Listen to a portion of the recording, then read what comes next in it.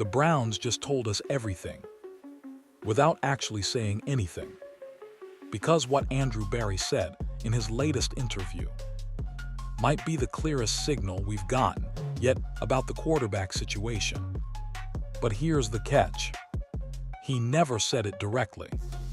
Instead, he gave what most people are calling safe answers. Careful, political, almost like he was avoiding the real truth. And that's exactly why this matters. Because when a GM talks like that, it's usually not because there's nothing to say. It's because there's something he doesn't want to reveal. And once you start breaking down his words, line by line, a completely different picture starts to appear. One that's much simpler than all the noise you've been hearing. So now the real question isn't what he said. It's, what was he trying not to say? The Browns just revealed their entire quarterback plan. And most people completely missed it. Because when Andrew Berry spoke to the media, it didn't sound like anything major at first. Just calm answers, safe responses, the kind of things you expect from a GM. But if you actually listen closely, there's something different. Because he never gave a clear answer. He never named a starter. He never committed to a direction. And that's exactly the point. Because when a general manager avoids specifics like that, it's not random. It's intentional. It means decisions are still open. It means something real is happening behind the scenes. And once you break down what he actually said, a much clearer picture starts to form. One that cuts through all the noise, all the rumors, and all the confusion. So now the real question isn't what the Browns are doing. It's, why are they being so careful about saying it? At first, it sounded like a normal press conference. But the more you listen to Andrew Berry, the more you realize something is off. Because he's not really answering questions. He's navigating them. Every response feels controlled, careful, almost like he's choosing exactly what not to say. And that's important, because when a general manager speaks like this, it usually means one thing. There's information he's protecting. Look at how he handled multiple topics. When asked about the quarterback situation, he didn't name a leader. He didn't hint at a favorite. He didn't even lean toward a direction. Instead, he defaulted to the safest possible answer. Everyone will compete. Now on the surface, that sounds standard. Teams say that all the time. But in this context, it hits differently. Because this isn't a rebuilding team with no clear options. This is a team with a veteran quarterback and a young, high-profile prospect entering the system. In most cases, you'd expect at least a slight indication of hierarchy, a subtle hint, something, but there was nothing, just neutral, repeatable language. And that's where it gets interesting, because Berry didn't just do this once. He did it across multiple questions. Whether it was about the roster, the draft, or player roles, the pattern stayed the same. Short answers, no commitments, no real insight beyond what was already obvious. And when that pattern repeats, it stops being coincidence. It becomes strategy. Because think about it. If the plan was already locked in, if the starting quarterback was already decided, there would be no reason to be this cautious. No reason to avoid even the smallest hint. But that's exactly what he's doing. Which tells you something important. This situation is still open. Completely open. And not just for show. Because teams don't go out of their way to stay this vague unless there's something real at stake. Something that could shift. Something that could change based on performance. And that brings everything back to one idea. Control. Barry isn't just avoiding answers. He's controlling the narrative, making sure nothing leaks, nothing gets twisted, nothing creates unnecessary pressure before the team even hits the field. And that level of control, it usually points to something bigger happening behind the scenes. Because once you strip away the safe answers, what's left is actually very simple. This isn't decided yet. And if it's not decided, then the competition everyone keeps talking about might be more real than anyone expected. But here, where it gets even more interesting, because one specific statement he made changes everything. Buried inside all those careful answers, there was one line that stood out. And if you caught it, it changes how you see this entire situation. Because when Andrew Barry was asked about the quarterback room, he didn't talk about timelines. He didn't talk about development. He didn't even mention long-term plans. Instead, he said something very simple. It's going to be performance-based. And that one phrase tells you everything. Because performance-based removes all assumptions. It removes draft position. It removes contracts. It removes expectations. It puts everyone on the same level. And in this case, that means Shedeur Sanders and Deshaun Watson are being evaluated the exact same way. Now think about that for a second. Because in most NFL situations, that's not how it works. Veterans usually have the edge. Contracts matter. Experience matters. Teams don't just throw that away. But Barry didn't mention any of that. He didn't protect the veteran. He didn't downplay the rookie. He didn't create separation. He leveled the field. And that's a huge signal. Because you don't do that unless you believe the competition is legitimate. Not symbolic. Not for show. Real. Because if one player clearly had the job locked in, you wouldn't describe it this way. You'd speak with more certainty, more direction, more clarity. But instead, everything was framed around what happens on the field, which means the decision hasn't been made yet. And more importantly, it won't be made until performance forces it. That's the key, because now the entire situation shifts. This isn't about projections anymore. It's not about who should start. It's about who earns it. And that's a completely different conversation. Because once you make it performance-based, you remove all safety nets. Every rep matters. Every practice matters. Every moment becomes part of the evaluation. And that creates real pressure for both sides. Because it's not just about whether Shedeur is ready. It's about whether Watson can hold his position. And that's what makes this so interesting. Because now, this isn't just a development story. It's a competition. A real one. But here's the part that most people are still overlooking. Because if everything is truly based on performance, then there's a reason Barry refuses to make any early commitments. And that reason, it tells you even more about what's coming next. And this is where the strategy becomes crystal clear. Because it's not just what Andrew Barry said. It's when he said it. He made it very clear that we're still early. Still in March. Still before real reps. Before real competition even begins. And that timing matters more than people realize. Because by pointing that out, he's doing two things at once. First, he's lowering expectations. He's reminding everyone, media, fans, analysts, that nothing meaningful has happened yet.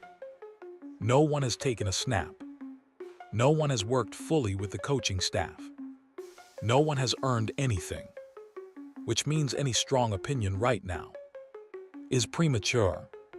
But at the same time, he's protecting flexibility. Because the moment you commit to a direction too early, you lose options. You create pressure. You lock yourself into a narrative that can come back and hurt you later. And Barry isn't doing that. Not even a little bit. He's keeping everything open.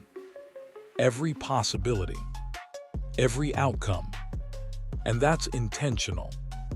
Because in a situation like this, where you have a young quarterback with upside and a veteran with experience, you need time, real time, to evaluate both properly. And you can't rush that. You can't shortcut it. You have to let it play out. That's why he said he wouldn't handicap the competition. Because the second you start giving someone an edge publicly, you influence the outcome. You change the dynamic. You affect how players prepare, how they perform, how the locker room responds. And that's something he's clearly trying to avoid. He wants a clean competition. No bias. No outside pressure. Just results. And that's rare. Because a lot of teams say competition, but they already know who their guy is. This feels different. Because the way he's speaking, the way he's avoiding even subtle hints, it suggests something real. Something undecided. And that's what makes this situation so important. Because now, the outcome isn't based on expectations. It's based on execution. And that creates a completely different kind of environment. One where every player has to prove it. Not just assume it. But here, where it gets even more interesting. Because while he's keeping everything open publicly, there are still signals being sent. Quiet ones. About who the team actually believes in. And once you catch those signals, you start to see the bigger picture. And this is where things get really interesting. Because even while Andrew Barry is keeping everything open publicly, he's still sending signals. Just not the obvious ones. You won't hear it in a direct quote. You won't see it in a headline. But it's there if you know where to look. Because one of the biggest tells in this entire situation isn't what he said. It's what he didn't prioritize. Take the discussion around additional quarterbacks, specifically names like Ty Simpson. Now on paper, it sounds like he's in the conversation. Barry even acknowledged him, called him a player with a bright future. But notice what came next. No urgency. No detailed breakdown. No strong interest signals. Just a general, surface-level response. And that matters. Because when a team is truly locked in on a prospect, you can feel it, even through careful language.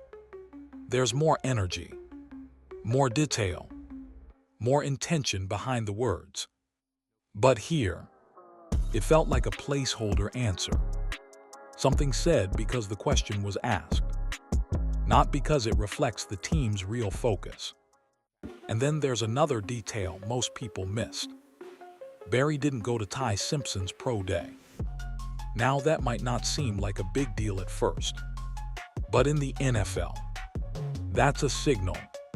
Because general managers don't miss key evaluations unless they're comfortable. Comfortable with what they already have. Or comfortable with the direction they're heading. And that changes the perspective completely.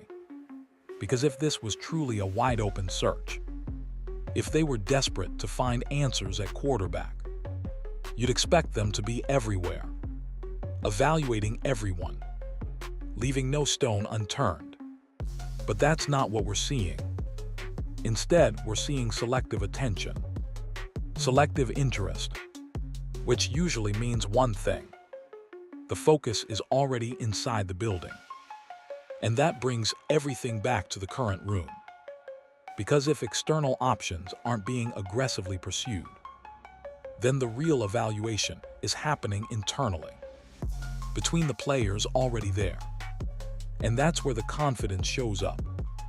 Not in words, but in actions, because you don't ignore outside options, unless you believe in what you already have. And that's the hidden message. Because while Barry is publicly saying competition, his actions suggest something deeper, something more controlled, more intentional.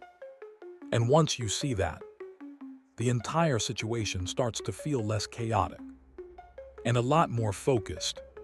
But here's the part that takes it even further. Because when you combine those signals with everything else he said, a clear plan starts to emerge. And this is where everything finally starts to connect. Because once you take all the pieces, what Andrew Barry said, what he avoided, and what he quietly signaled, you can start to see the actual plan forming.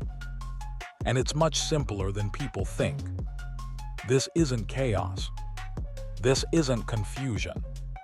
This is controlled evaluation. Because everything Barry has emphasized points back to one core idea: flexibility. Not locking into one direction too early. Not forcing a decision before it's earned. And most importantly, building the environment first. Look at how he talked about the team outside of the quarterback position. He highlighted the offensive line, talked about versatility, mentioned players who can contribute at multiple spots. That's not random. That's foundation building. Because before you can fairly evaluate a quarterback, you need the system around him to function. You need protection. You need structure. You need stability. Otherwise, you're not evaluating the player.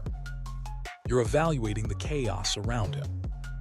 And the Browns clearly understand that. That's why the focus isn't just on who starts. It's on creating a situation where whoever starts can actually succeed. And that's a big difference. Because now, when the competition happens, it's going to be clean, fair, based on real performance, not influenced by broken protection or inconsistent systems. And that tells you something important about how they view this situation. They're not rushing it. They're setting it up, step by step, building the roster, keeping options open, letting everything develop naturally. And that includes the draft. Barry made it clear they're staying flexible with the 6th pick. They could stay put. They could trade up. They could trade down. Even potentially move it for a veteran. That's not uncertainty. That's control. Because when you keep all options available, you're not reacting. You're deciding. And that's what this feels like. A team that knows exactly what it's doing, but isn't ready to show it yet. And when you combine all of that, the performance-based competition, the lack of outside urgency, the focus on building the roster, you get a clear picture.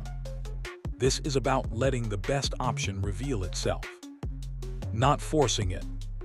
Not predicting it. Not announcing it early. Letting it play out. And that's where everything shifts. Because now, this isn't just a quarterback battle. It's a system designed to find the answer. Naturally, without pressure, without noise, without shortcuts. But here's the part that makes it even more interesting. Because even with all this structure, all this planning, there's still one thing Barry refuses to do. And that might be the biggest clue of all. And this might be the clearest signal of all. Because after everything Andrew Barry said, there's one thing he consistently refused to do. Name a starter. Not even a hint. Not even a lean. Nothing. And that's not normal. Because in most situations like this, teams at least suggest a direction. They protect the veteran. They frame the rookie as developing. They create a soft hierarchy. But Barry didn't do any of that. He avoided it completely. And that tells you something important. Because when a team truly has a clear QB1, they don't hesitate like this. They don't stay this neutral. They don't go out of their way to avoid even subtle confirmation. Instead, they guide the conversation. They set expectations early. They make it known without fully saying it. But here, there's none of that. Which means one thing. There is no decided starter. At least not yet. And that changes everything. Because now, this isn't a situation where one player just has to not mess up. This is a situation where both players have to earn it. From scratch. On equal ground. And that's rare. Especially when one of those players is a veteran like Deshaun Watson. Because typically, experience gives you a buffer. A level of protection. But that buffer doesn't seem to exist here. And at the same time, Barry didn't elevate Shedeur Sanders either. He didn't hype him, didn't push him forward, didn't create expectations. He kept him in the same space, neutral, which reinforces the same idea. This is real, not a storyline, not a media angle, a genuine competition. And when you think about it, that might be exactly what they want. Because by not nomming a starter, by not creating pressure, by not feeding the narrative, they allow both players to focus purely on performance. No distractions, no outside influence, just execution.